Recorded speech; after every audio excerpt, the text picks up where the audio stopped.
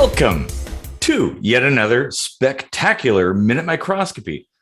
I'm Eric Rosenblatt, and today I'd like to share a few thoughts about something I hear people say all the time, but has never quite made sense to me.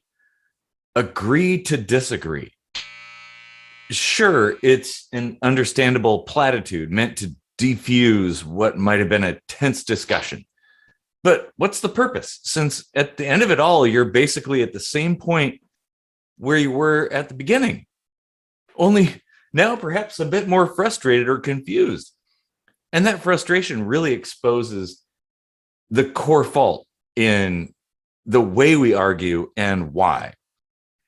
This whole notion that the purpose of an argument is to convince someone of your position, to change their mind to align with yours. But really, that's backwards thinking. Sure, we might be motivated to engage in a discussion because we're so convinced we're correct, and anyone who thinks otherwise simply needs to be enlightened or bludgeoned down until they relent. With enough facts and evidence, shouting and screaming, surely they will see the error of their ways and come around, right? But seriously, when has that ever been effective? I propose the purpose of an argument is to discover the truth.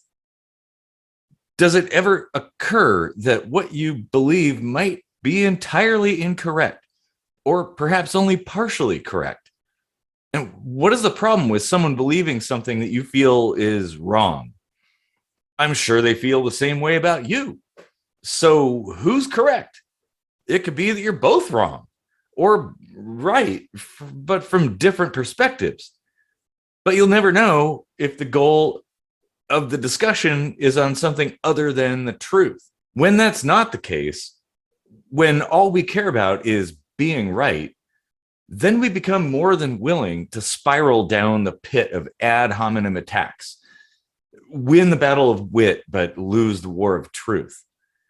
See, when we engage in discussion with people we don't agree with, it's important to make every attempt to look at the situation from as neutral a standpoint as possible. Chances are neither of you is an expert. So the purpose of an argument should be to combine what little you know and end that much closer to the truth. Wisdom of the crowd shit, I guess. Remember that beliefs are the sum total of experience a person has, including yourself. Okay, this is getting a bit long, so I'll end on these thoughts. Listen, try to view things from the other's perspective. Maybe take some time to ponder the argument after the fact. Focus on the topic, not the person you're discussing it with. Don't forget, no matter how strongly you disagree, we're all stupid humans attempting to make sense of this chaotic universe, which might in fact be an impossible task. And above all, don't be afraid to be wrong. Perhaps we should consider the words of Kent Beck, who said, "Brilliance in a scientist does not consist in being right more often, but in being wrong about more interesting topics."